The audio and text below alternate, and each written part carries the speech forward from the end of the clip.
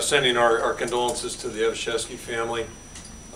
Everybody got that news over the course of the weekend, and our thoughts are with the entire family. And Gary Bart is up there with a group from the department and university. Paul Federici is representing our staff, and I don't think I have to say much about Coach Evashevsky's career here as a football coach. Anybody that knows anything about Iowa football certainly is well aware of the great success that he had as a head coach here, and what he did for the university and the attention that he brought to the program. So, again, our sympathies go out to the family, and we'll figure out some way to recognize Coach Evashevsky's career here in the weeks forward here.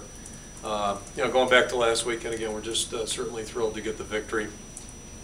We made it a little bit tougher than we had to, and credit to Indiana. They played an excellent football game, but just happy to get the victory there and pull that thing out in the second half. It was a great effort by our guys in the fourth quarter in particular. So just happy to get that. And now we move forward here to this weekend. Health-wise, probably the only big thing to note right now, obviously Adam Robinson is still out, will be out. Dace Richardson, that goes without saying. But Colin Sandeman, we were hopeful that he might have a chance. I don't think that's realistic. So at this point, we're probably looking at next week for Colin. I think everybody else, basically right now, we got a lot of guys banged up just like everybody else, but everybody else has a shot to make it for Saturday, so we'll see how that goes. Our four captains will be the same. You got Pat Anger and AJ Eads on the defensive side of the football, Tony Moyaki and Rick Stanzi over on offense, and we're facing a very good Northwestern football team. Team that's had great success against us and great success in Kinnick, certainly in recent years. So it's first and foremost, and they're a very good offensive football team, leading the conference in a lot of different categories. Throw the ball extremely well, and very, very efficient, and they've done a great job there. I think really the biggest thing I would recognize about them a year ago was their defensive improvement. I thought that was a big part of them being a 9-win ball club last year and taking Missouri right to the wire in the Alma Bowl. And I think we see them continue to play good defense right now. They're a little bit like us. They've had their share of injuries, and I think probably fair to say more impacted on the defensive side of the football than offensively. It's taken away from them a little bit defensively, but right along those lines, we expect most of the players that have been out to be back this weekend, including their two safeties, their veteran safeties that are very, very good. And Wooden up front's a great player who's been missed some time earlier, so it seems like they're catching up there. And then their kicker, Demos, kicker and punter, is an experienced guy who does a good job too. So, they've got a very good football team, and they've been involved in a lot of close victories. They had a great win over Indiana 2 weeks ago, right before we played Indiana. And, it's going to be quite a challenge for our team. So our sights are looking forward right now on Saturday's game. Kirk, going back to Ricky on Saturday, I think it would have only been human for somebody to be affected by his play in the third quarter, and yet he comes out in the fourth and just plays great. And I guess, what is it about this kid that makes him tick, that allows him to do that? Well, most kids probably wouldn't be able to do that. Yeah, I mean, that's the first thing you would, I think you'd identify when you talk about him is just his resiliency, and it goes back to a year ago, this ball game a year ago, unfortunately. But he does have a rare ability when he struggles to come right back and just keep pushing forward.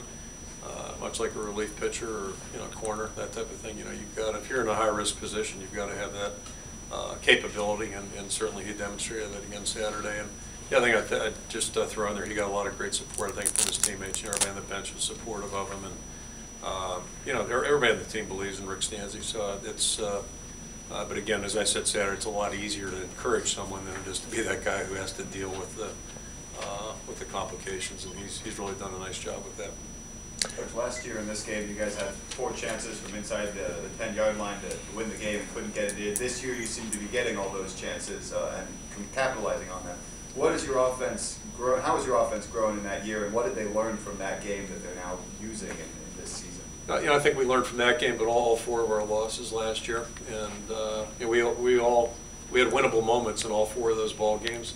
Bottom line is we weren't good enough, and it's just the difference between winning and losing is finding a way to convert those situations. And if you can, you win. If you can't, you're going to lose. And it's about as simple as that. So it's just, I think we've progressed from this game at least a year ago. And this was a lot earlier in the season. I think it was our opening Big Ten game, if I'm not mistaken. So We've progressed, but it doesn't mean we're out of the woods. Certainly, every week presents its own challenges. But we're certainly dealing with the close game a lot better than we were up until last year's Penn State game.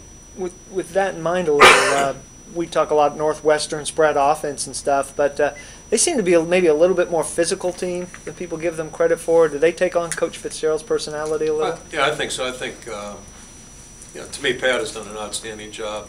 And first and foremost, very tough circumstances. We're all well aware. It was late in the summer, just a tragic event.